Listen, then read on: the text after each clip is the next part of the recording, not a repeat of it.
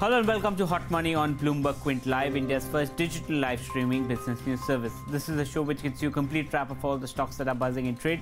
I'm Darshan Mehta. Let's welcome our experts then, Vineeta Sharma of Narnolia Financial Advisors and independent investment advisor Sharmila Joshi join us on the show. Thank you to both for joining me on the show. Today on Hot Money, we'll discuss stocks like Eicher Motors, what happened with the financial. We'll discuss Page Industries, the valuations and the results. VIP Industries is trading at record highs. What's the way ahead? And we asked them about MNC stock, and MNC pack, especially the pharma pack, has been doing very well. We'll ask them any stock in the MNC pack that they like at this point of time. But we'll start with the first one, and that is Eicher Motors. Came out with numbers yesterday after market hours. Inline set of numbers, the counter is up almost 4%, even though some concerns are there regarding slowing down of sales or whether demand will happen. But what's the view ahead? What's the valuation like? We'll ask our guests. So, Sharmila, I'll start with you. What did you make of Eicher Motors numbers? I think numbers were very good, and precisely, I think, as you said, the concern is really more on the fact that, up until a point that you saw that even if two-wheeler volumes for the market were lower, you always got very good volumes from Eicher for their product, because it was a niche product, and also margins there were very good. But there is, I think, some amount of concern now that, given the fact that they've been around so long and so many people have bought Royal Enfields over the years, you could actually see their volumes getting in line with what is happening with the rest of the market. So I think the concern is more on that than the actual numbers. And therefore, you are sort of now beginning to doubt whether it deserves the kind of premium valuation that it does. So I am cautiously optimistic given all this sort of scenario. Perhaps I can sort of expand on it a little. Why I'm optimistic, I can expand on it a little later. But I think in general the numbers were in line, and I can completely understand why the concerns are there. Because at the end of the day it is a premium product, and you do wonder whether now margins as well as volumes will sort of fall in line with what's happening with the rest of the market. Okay, and Vineeta, what did you all make of the numbers? Yeah, Darshan, the sales grew by 27%, and the margins have also kept up. If you go by other automotive sector, the kind of results that they have given, most of them have lost on the margins. And Eicher has kept up and it has declared margins much above the later quarter. So overall the results have been good. The concern that we find is obviously, as you said, the volume growth, because in July month also, if you look at the two-wheeler sales for July, year-on-year growth was 6%. Export and VECV is doing very well. VECV, it's recording around 50% plus top line volume number as well as top line. So we are also cautiously optimistic on Eicher Motor. Okay, so that's the view, cautiously optimistic by both our guests. Do you all have it under official coverage? Yeah, what's the recommendation that you all give your clients after the numbers? Right now also we have an accumulate rating on Eicher because it's already fallen from highs, and amongst the auto space it's still at around 31,000 price to 31,000 target can be thought for Eicher Motor. We are, however, we are not going very aggressive with Eicher Motor, but since we have to have something very nice in auto space, we have Eicher. In the two-wheelers, what are you pushing your clients? Eicher as well as Bajaj Auto, considering the recent whatever guidance the management has given, we are liking Bajaj Auto. Management has changed the strategy. They are now going for market share gain instead of margin, because earlier management was very concerned about the margins to maintain the high margins, and given the rural growth that is coming in, Bajaj has changed its strategy, and it is targeting for some 5-7% market share from others. So that's a strategy. So Eicher and Bajaj Auto is something that Vineeta is saying. Very quickly, you said that you had some points that why you are cautiously optimistic. So I think two things. One is that when we talk of Eicher, we are really looking at it more as the Royal Enfield story than the CV part. When you are giving it that premium valuation, you're giving it for that business. So that is one thing very clear, that market views it as a Royal Enfield story. I think these murmurs about their volumes speaking out, etc., have been there for some time now. Okay. It's been about a year and a half since I've been hearing these things, that their volumes could be peaking out. It still hasn't happened. So I think that we are still that way an aspirational sort of a society, and I think that there are large parts of the country where you will still see good demand for Royal Enfield. Number two, I think the management has also somewhere realized that these concerns are there, so they have also been sort of branching out and looking at export as an option, and they have also been exploring geographies in other countries which have demographics very similar to India. But that story is still to play out. So let's not look at it in terms of valuations, keeping that in mind, because that's why the optimism is there, but it's cautious because you haven't seen it really result in any great numbers. And very honestly, I've really traveled the length and breadth of the Himalayas, and the only motorcycle I've seen everywhere is Royal Enfield. Okay. So that gives me a huge positive as far as Eicher is concerned. So in fact, my target is even higher than, though I don't have like an official coverage, I would still think that the target would be in the range of 35 to 37,000. Okay, so extremely positive view that's coming in on Eicher Motors, still substantial upside as per our guest. The next stock we want to talk about is another counter which again keeps on performing, which again keeps on moving, and the valuations just keep on getting higher and higher. Page Industries. Now, Page Industries came out with numbers which were in line with estimates. The counter is down almost 2%, but remember, yesterday it hit its fresh lifetime high in trade.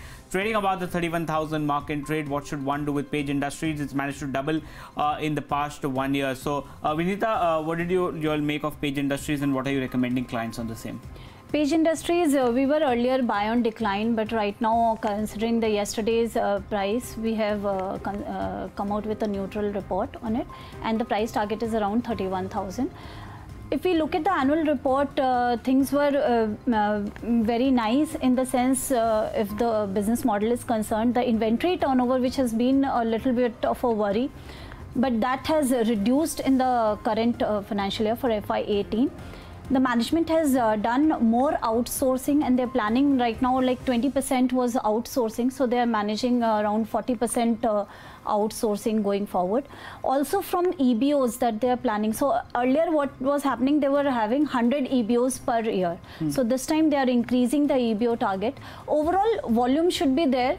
Let's see how the valuation, because it's really, I mean, one concern with. Okay, so valuation is a concern, not the numbers, according to Vineeta. And Sharmila, what did you make of Page Industries numbers? Yes, absolutely. I completely agree with Vineeta. I think for me, valuation is the concern, because the numbers were completely, I mean, really great numbers, I would say. If you're talking of a 46% increase in profit, and if you look at the way they've performed quarter on quarter, you will see they've really managed to keep that that momentum going as far as that increase in profitability is concerned. Then the brand that they have, Joshi, they've continued. I think in the last quarter there was the news that they have continued, their agreement has been sort of refreshed, so that is also going in their favor.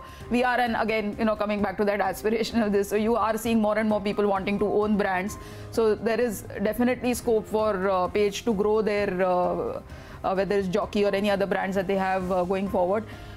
And you're already getting a premium valuation. The question that is in my mind is that how much more of a premium valuation can you give it?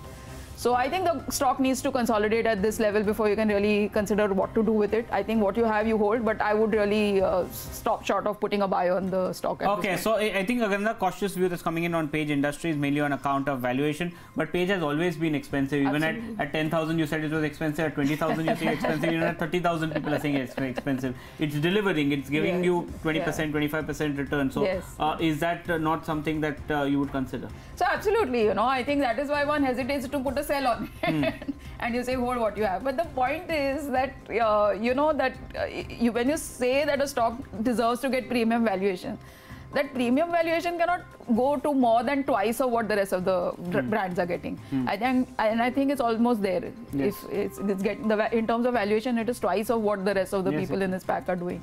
So which is why I feel, the stock needs to consolidate. That's about all. There is absolutely no negative comment to make on their earnings, their quality of earnings, the brands. They have absolutely no negative comment there. Okay, Vineeta, you all have official coverage on it. At what level would you be probably interested in, again, recommending your clients to start accumulating Page Industries? Yeah, that's a very good question, because, it's difficult to have that price considering the kind of volume growth Page has done.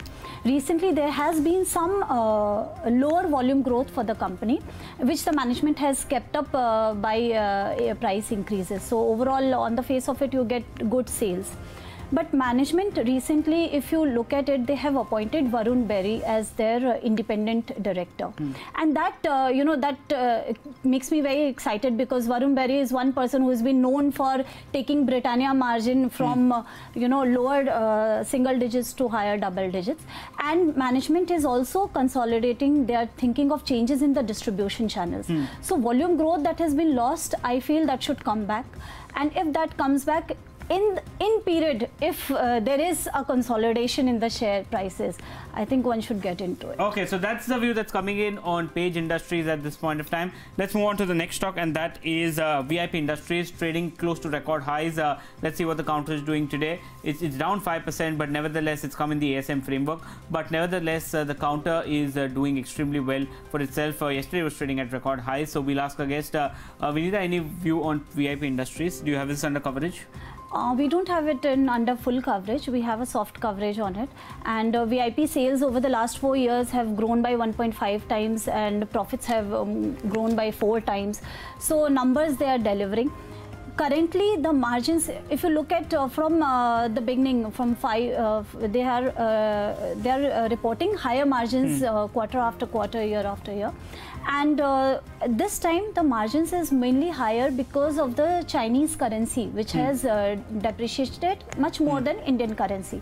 So most of the soft luggage that they have, 50% of the sales are outsourced through China.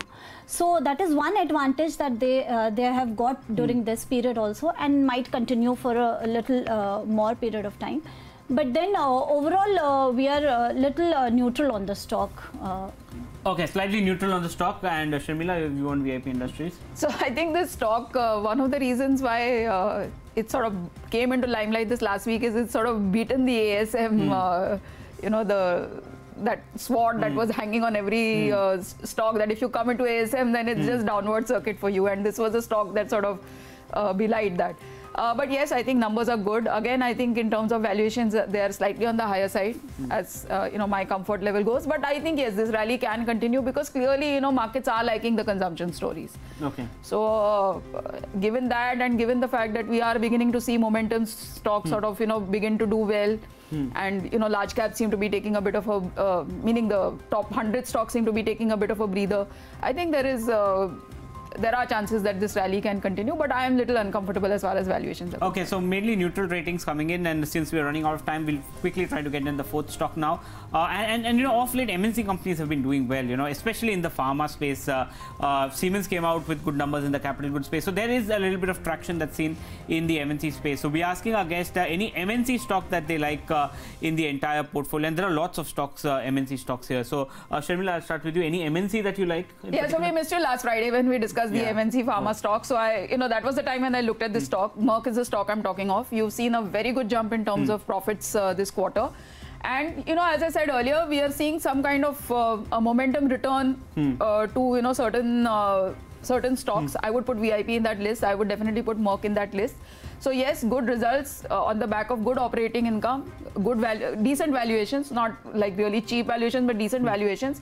And I think this is the stock that I recommend. With okay, Merck. And what about you, Vineeta? Any stock that you like in the MNC space? I will not be able to recommend in a pharma space, though. No, and it's open to any MNC. And since most of the stocks are illiquid, so I have one share in MNC. Normally, I like HUL, but given the run-up, I will not be able to recommend that on a public platform. And one can start accumulating Colgate-Palmolive at this level, because one main concern that Colgate had was the volume growth slowing down, and given the competition from Patanjali or other players also, volume growth had missed. Recently, the company has launched a natural product, which is Ved Shakti, and that was launched in the southern part of India. And that has picked up well. It is right now 4% of the total sales of the company, and management is expecting a double-digit percentage of sales from the product. So volume growth, I feel I was getting some other news also, like Patanjali has not been able to, have incremental sales from the toothpaste the way it was having. I also look at Dabur, how well it has caught up on the honey thing from Patanjali. It has got back its market share. So that keeps me enthusiastic regarding Colgate. Also, so volume growth, I'm little getting comfortable. Also on the margin, management has played very good strategies, and right now they are onto higher EBITDA margin spree again. So if volume growth comes in and EBITDA margin is maintained, I think it can give 1260 sort of target we have for Colgate. Okay, so bullish calls coming in on the MNC stock, Colgate as well as Merck. That's been spoken about, but we completely timed out on today's hot money. We'll have to wrap it up here. Sharmila, thank you so much for coming. Vineeta, thank you so much for coming on the show. Ask BQ comes up next. Stay tuned to Bloomberg Quint.